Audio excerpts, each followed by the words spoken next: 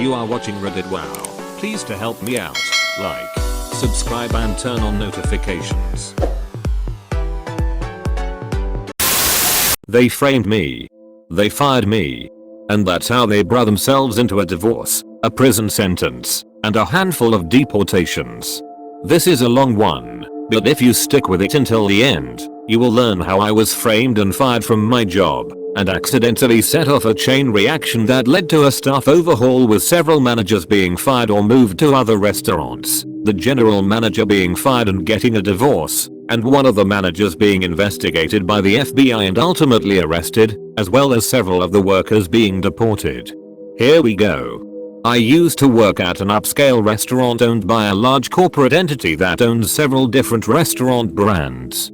I worked there for about 1-2 years before they eventually fired me, but more about that later. First, I want to give an idea of my role there. My role at that job was a little of everything. Since the day I started working there, I took it upon myself to learn as much as possible.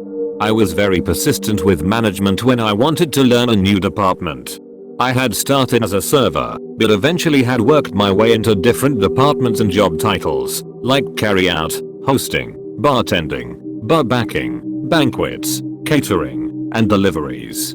My singular goal while working there was to make myself available for as many hours as possible. I was being paid about $12 an hour, though that fluctuated if I was working as a bartender or server and making tips. Eventually, it was noticed by management how I fit best into one of the non-tipped positions. I was so good at it that they decided to try me out as an unofficial supervisor over the team that worked in carryout, catering, and deliveries, as those were all one department. I knew this was going to ultimately mean a few less hours since I would only be working one department, so I negotiated with management to increase my pay by about $1.50. Since I was taking on additional responsibilities, they were satisfied with the pay increase. I wasn't trying to get as much money as possible, I just wanted to be able to pay my bills and still have a little money left over for fun. I was living in the highly taxed city of Chicago, which is in the already highly taxed state of Illinois, so it was pretty difficult to make ends meet and still have money left to enjoy my life. I am a person of simple pleasures and I can enjoy things for long periods of time, so it didn't take much money to be happy. A video game could hold my attention for several months, sometimes even years. I had a family pet that I had brought with me to Chicago, so that counted as an extra expense.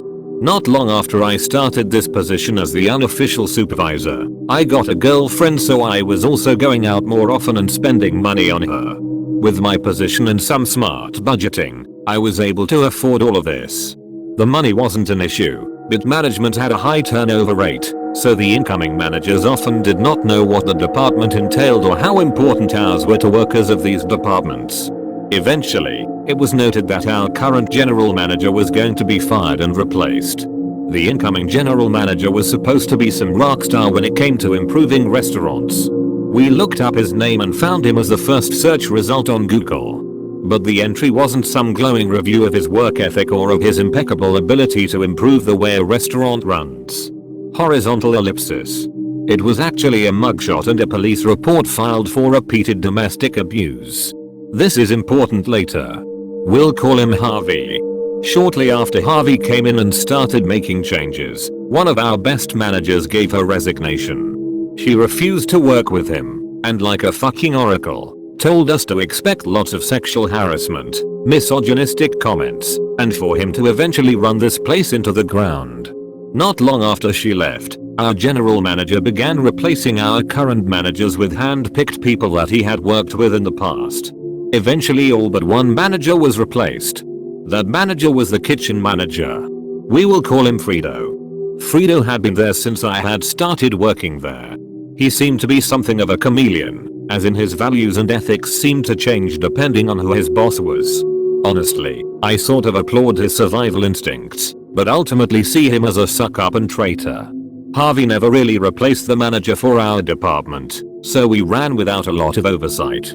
Unless you count me as the supervisor, we didn't constantly have someone breathing down our necks about how things should be done. Our department had some hiccups here and there, but it still ran really smoothly. Since we did not have our own manager, we often had to radio for a manager to come help us out on things that needed a manager card for approval. Frito would always be the one to answer these calls since the kitchen was closest to our department. Over time the new team of managers started to see Frito as the manager of our department as well. However, the hourly team that worked there still saw me as their supervisor. This meant that any time Frito was trying to make changes that would ultimately hurt us, the team relied on me to mitigate those disasters or to negotiate with Frito to let us do our jobs the way we had already proven worked really well. Over several months Frito and I would butt heads dozens of times. He and I were constantly arguing about how important ours were to the workers in this department. He had it in his head that we should be living off of tips like servers, but since most of our orders were carry out, they came in through Grubhub, and Grubhub doesn't tip. We didn't have a lot of deliveries in a day, and the tips we got from those were maybe $10 if we were lucky. But splitting $10 4 ways doesn't add up to a lot. It just showed that Frito had no clue what he was talking about. Eventually we had a meeting with our Harvey, Frito, and all the workers of this department. It was marketed as a chance to voice all our grievances and concerns with the changes they wanted to make with no chance of retaliation. So the workers did exactly that. They talked about how Frito was trying to cut ours even though he isn't our actual manager. When it was brought up that they were attempting to hire someone to be the manager, the team suggested that I take over since I had already been supervising them and running things smoothly for the last several months. I was also the one that management consulted with when writing schedules, as I had an understanding of the days some workers could and couldn't work depending on their school schedules or family life. I could see at the moment it was suggested that Harvey and Frito made the decision on the spot that I had to be gotten rid of. Although they didn't say it, I could see the look they gave each other and instinctively knew that my days at this place were numbered and my job was going to be getting the axe one way or another. They made a bunch of promises to us about not cutting hours. They told us that they would stop sending all but one person home early and only leaving one person to clean everything and close up by themselves, as this wasn't a small department and it was simply too much for one person to do alone while still meeting health and safety standards. They promised that whatever hours we were scheduled for, we would work. We weren't trying to be unreasonable, so we told them that we usually have 3 or 4 people scheduled to work our department. They could cut 2 of them early, but we always needed at least 2 people here to help close properly. The promise was made that they would always have at least 2 closers. However, only about a week later, they started sending all but one person home early again every night. One night they tried to do it while I was scheduled as the closer, and we had just returned from a massive catering event and there was an unbelievable amount of cleanup left to do for one person. When Frito came in and tried to send everyone except me home, I stepped up and told him that he was consistently breaking the promise he had made it to us during the meeting. He looked me square in the face and told me to stop complaining about it, and if I was going to keep trying to talk to him about him breaking his promises, he could easily find someone who could work my shifts. I quickly realized that this was an assassination attempt on my job. He wanted me to press it further, so I backed off and started cleaning. I ended up having to stay way late, and that meant overtime pay anyway. I got a write-up for that, since we aren't allowed to work overtime without a manager's approval.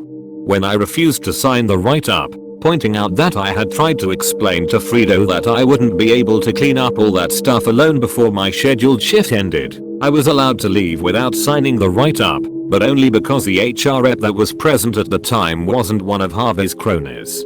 Skip ahead to the day I was fired. It is important to note at this point that I always came into work an hour early.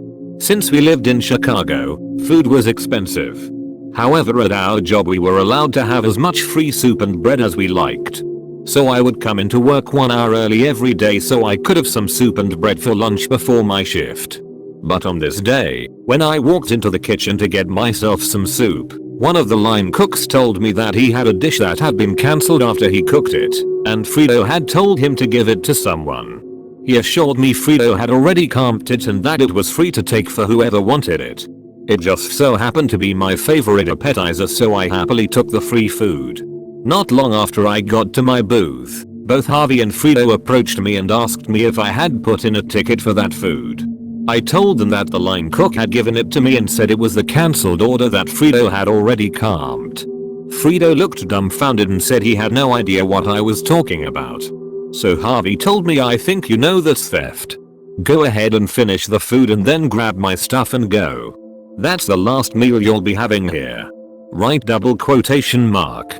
I tried to explain to them that I had been given this food by the line cook, but they refused to listen, so I offered to take them to the kitchen to clear it up with the cook. But by the time I had gone back to the kitchen with them to talk to the line cook, he had already gone home for the day.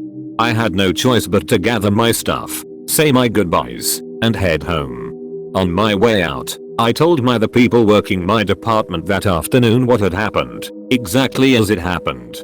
They were shocked and angry, but mostly sad to see me go. I decided that on my way out, I would stop by the accounting office and pick up any tips that may have been dropped for me that week, just to make sure I didn't get screwed out of that money. Before heading down, I had the gut feeling to just set my phone to record, and I stuffed it into my pocket with the camera rolling.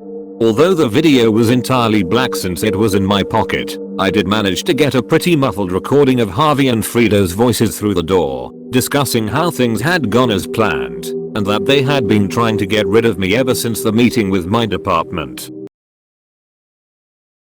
Come back tomorrow for part 2 of this thrilling story.